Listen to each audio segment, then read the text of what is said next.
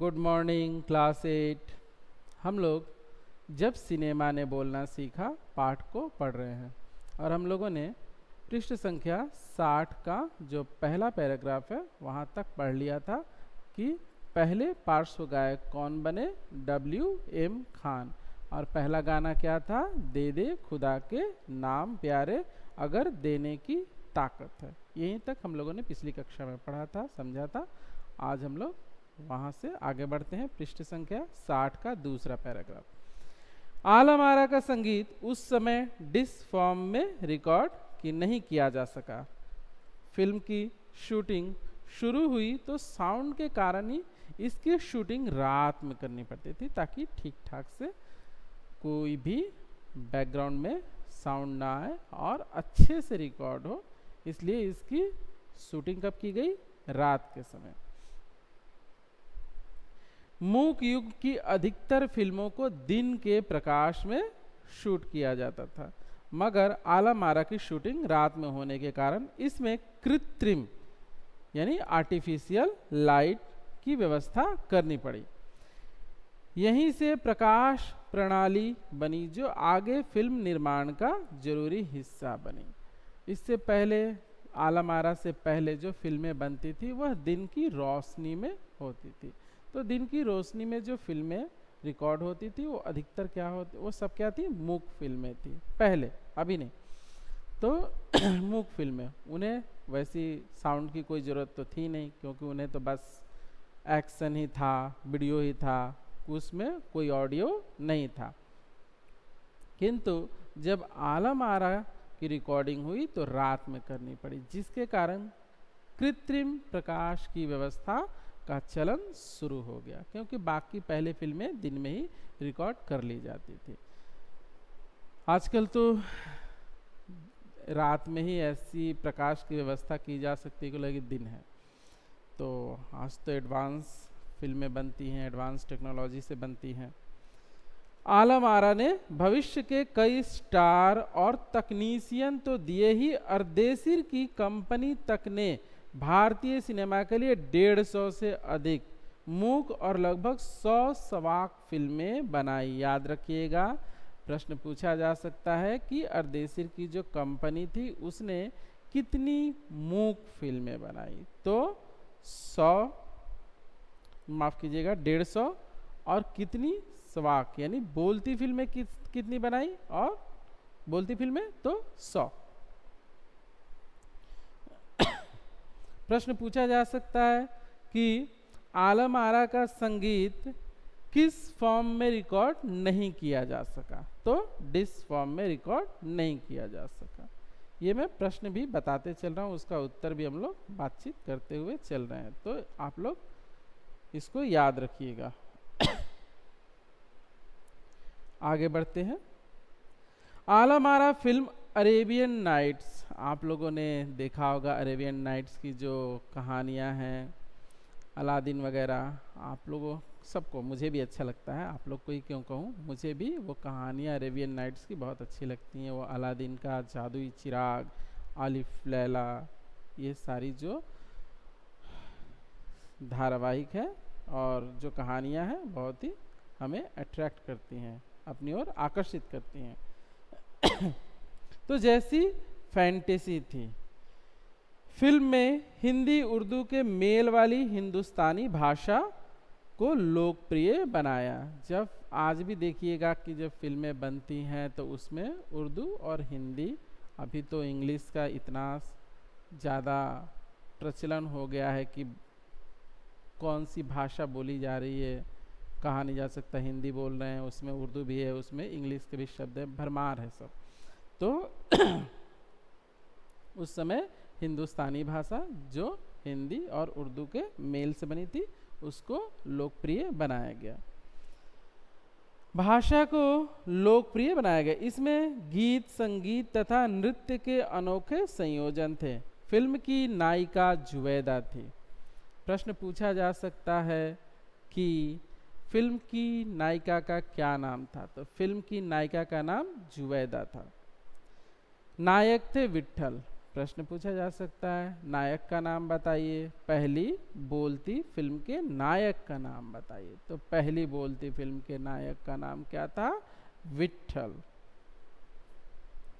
वे उस दौर के सर्वाधिक पारिश्रमिक पाने वाले स्टार थे। उस समय जितने भी स्टार थे जो मेहनताना लेते थे अपनी फिल्म, अपनी अदाकारी के लिए, वे सबसे ज़्यादा मेहनताना यानी पारिश्रमिक लेने वाले स्टार थे। उनके चयन को लेकर भी एक किस्सा काफ़ी चर्चित है। कौन सा किस्सा है जान लेते हैं। विट्ठल को उर्दू बोलने में मुश्किलें आती थी। अब देखिए, हर कोई हर भाषा में तो पारंगत होता नहीं है, तो विट्ठल भी उर्दू नहीं ठीक ठाक बोल पाते थे, उनको परेशानी होती थी, मुश्किलें आती थी। पहले उनका बतौर नायक चयन किया गया, मगर इसी कमी के कारण उन्हें हटाकर उनकी जगह महबूब को नायक बना दिया गया। अब एक प्रश्न पूछा जा सकता है कि विट्ठल को हटा के पहली बोलती फिल्म के लिए किस दूसरे नायक का चयन किया गया? तो उत्तर है महबूब का। महबूब। विट्ठल नाराज हो गए और अपना हक पाने के लिए उन्होंने मुकदमा कर दिया। अर्देसिर की जो फिल्म कंपनी है उस पर उन्होंने मुकदमा कर दिया कि ये तो पहले मेरा चयन हुआ है, तो फिर मेरे स्थान पर किसी दूसरे का चयन कैसे हो सकता है। उस दौर में उनका मुकदमा मोहम्मद अली जिन्ना ने लड़ा, जो तब के मशहूर वकील हुआ करते थे। विट्ठल मुकदमा जीते और भारत की पहली बोलती फिल्म के नायक बने। उनकी कामयाबी आगे भी जारी रही। मराठी और हिंदी फिल्मों में वे लंबे समय तक नायक और स्टंटमैन के रूप में सक्रिय रहे। कौन? विट्ठल। इसके अलावा आलम आरा में सोहराब मोदी, पृथ्वीराज कपूर, याकूब और जगदीश सेठी जैसे अभिनेता भी मौजूद रहे। पूछा जा सकता है एक प्रश्न कि आलम आरा में और किन पात्रों, मशहूर पात्रों का जिक्र आया है?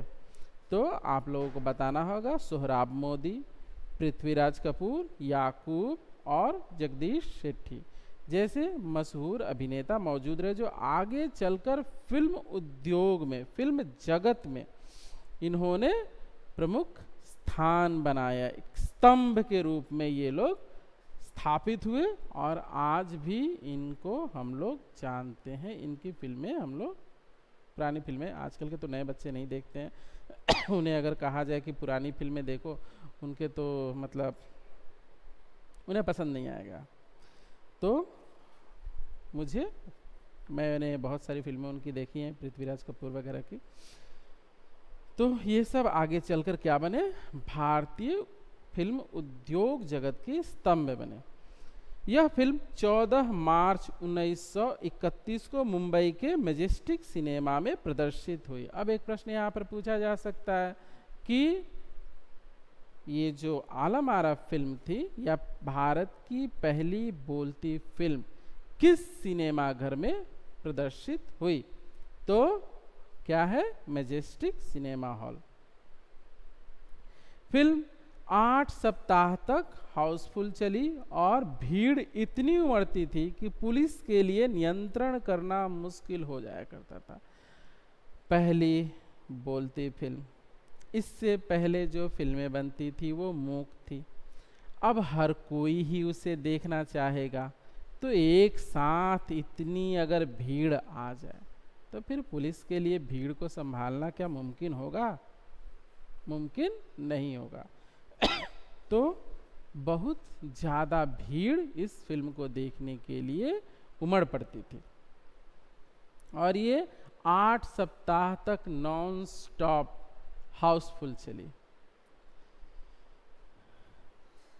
समीक्षकों ने, जो फिल्म के समीक्षक होते हैं उसकी समीक्षा करते हैं, आलोचना करते हैं, तो समीक्षकों ने इसे भड़कीली फैंटेसी फिल्म करार दिया, मगर दर्शकों के लिए यह फिल्म एक अनोखा अनुभव थी। बिल्कुल सही, पहली बार लोगों को अनुभव मिला क्या? ऑडियो वीडियो देखने का, कलाकार बोल रहे हैं, जो डायलॉग बोल रहे हैं वो हम लोग सुन पा रहे हैं। तो ये अनुभव उनके लिए बहुत ही अनोखा था। जो गाने गाए जा रहे हैं वो हमें सुनाई दे रहे हैं, तो भले ही समीक्षक जो भी कहें, समीक्षकों की कोई परवाह नहीं। दर्शकों के लिए तो वह बहुत अच्छी फिल्म थी, उनके लिए एक बहुत ही सुंदर अनुभव रहा।